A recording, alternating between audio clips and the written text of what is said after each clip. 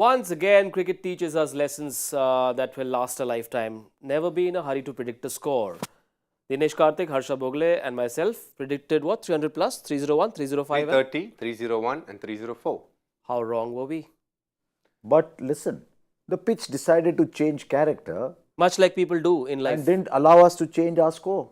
So if we had decided the score, if we had been asked to project the score after 14 overs, I would have said 250. I would still be wrong, but I would have said 250, 260. And I think I was good chance of getting there while KL Rahul and Ishan Kishan were back. Yeah, maybe it was last night's hangover. A 228 run win, and today, only 2-3 on the board. Very different pitch. A quick look at the scorecard will tell you. Two names were responsible for it. Dunit Velelage 540 and Charith Asalanka 4-18. Sir, do you want to read the scorecard because I know you like Sri Lankan names? Mahesh Theekshana 1 for 41, but Matisha Patirana didn't get onto the scoreboard. No, I just.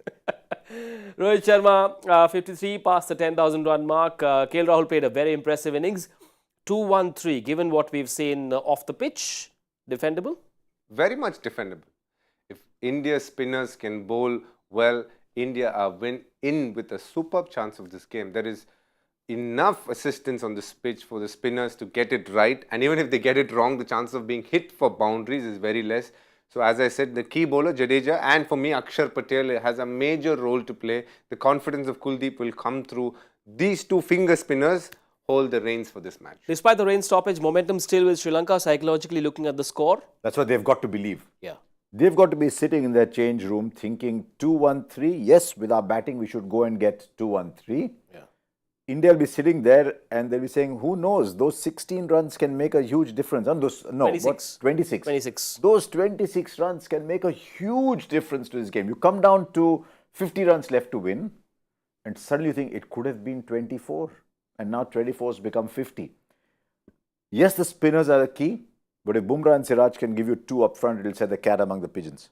Yes, two partnerships, 80 at the top and then between 91 and 154. So those two partnerships and that bit in the end as well helping India reach 2-1-3. Let's take a look at India's 11 and figure what the bowling plan will be given how the pitch has behaved. How would you use a Jadeja and an Akshar because they will be really waiting to bowl on this track. Rohit Sharma is going to start with Jasprit Bumrah. A couple of overs to Siraj. If Siraj is not getting enough from the pitch, he's going to go to Akshar Patel straight in.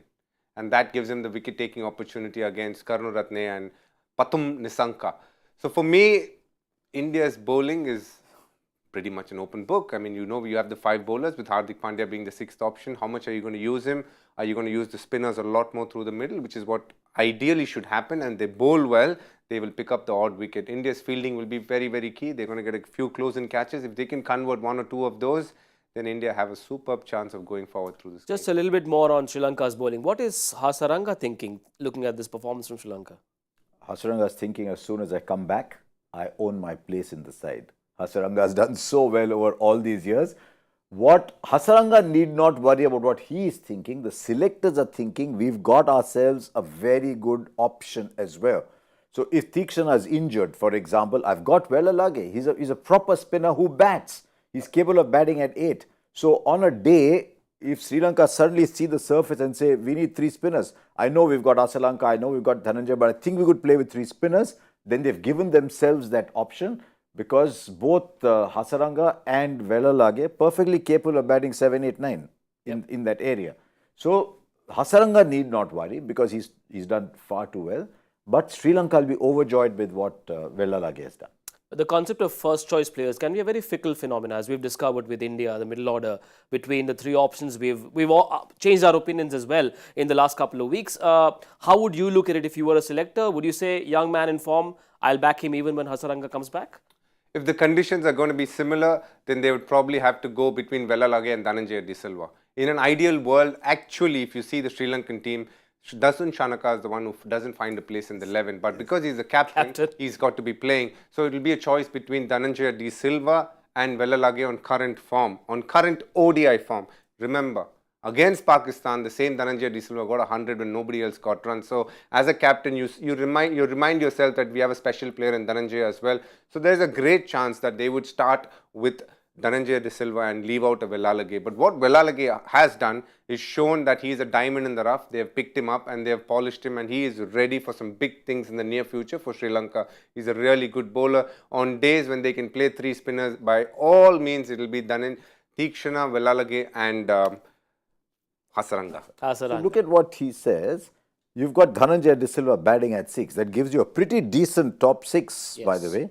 Then you have Hasaranga at 7, Velalage at 8, Theekshana at 9, and 2 proper fast bowlers. So it could be Kumara and Chamira. It could Patirana and Chamira. Yeah.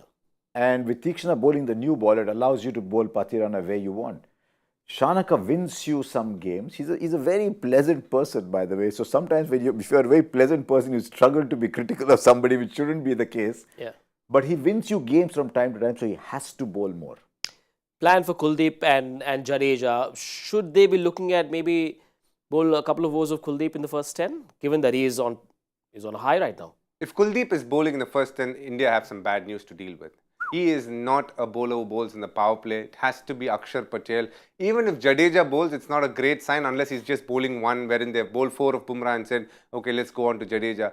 The ideal 3 bowlers who should be bowling in the power play, Bumrah, Siraj and Akshar Patel. Then the rest of the bowling comes post the power play. That is how they need to formulate it. Yes, Hardik Pandya is an option as well. But today, looking at how the way the game has progressed, bowling spin with the new ball won't be a bad option as well. The one thing India got was a head start. That 80 runs that they got in the first 12 overs is going to really serve them very well. Now, India shouldn't make that mistake of giving away easy runs up front. They need to hold the reins and make sure they really put the foot on their neck and not give a run easy. And that is what India should be looking to do in this match. Yeah, absolutely. I don't know whether Sri Lanka look at what happened in the Indian innings and say, look, after the first 8-10 overs, it's going to be difficult to bat. Let's try and maximize what we get. But if they try and maximize what they get, I don't see Nisanka and Karunaratne suddenly going boom, boom, boom, boom, because they're up against Bumrah and Siraj. They go boom, boom, boom, you could be 10 for 2.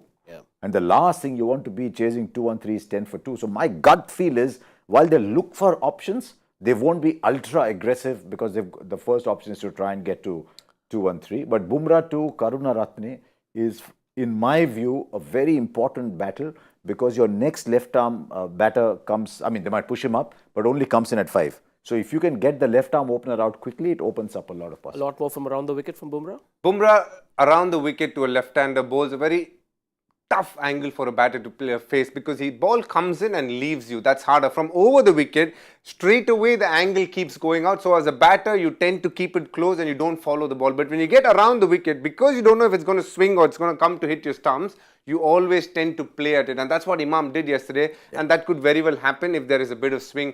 The greats who have been very good against left-handers, especially the likes of Broad and Anderson, if you see how they operate, they come very close to the stumps around the wicket, get the ball into the stumps, and then it leaves the batter at the last moment. And that's when it takes the edge. Again, a key bowler for us is Kuldeep. And why? Because we don't have an off-spinner. He plays the role of an off-spinner and he will be very effective to the left-handers. So his spell should be used as much as possible to bowl to the left-handers because to the right-handers, the left-arm spinners will be gun, I have no doubt about it. But for the left-handers, at times if they look to attack, then we might be under some sort of trouble. So Kuldeep is the one that he should use in a very wise way in this match. Is this thing of bowling around the wicket and taking the ball away from the left-hander, is that a huge part of Bumrah's evolution?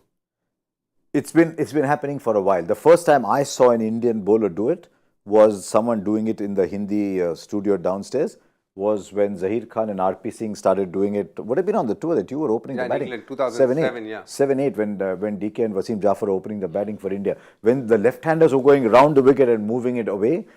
I think little before that we might have seen Flintoff and the others do it in 2005. Going round the wicket and turning it away to Hayden and Gilchrist and all the other left-handers. But if you can come round the wicket, as DK says, you have to play the angle. And then if it's leaving you, it's very difficult. Well, interesting second innings coming up. It is about to start in just a bit. But before we say bye, quick prediction. We got it horribly wrong in the first innings. Let's make amends. 42 for 3.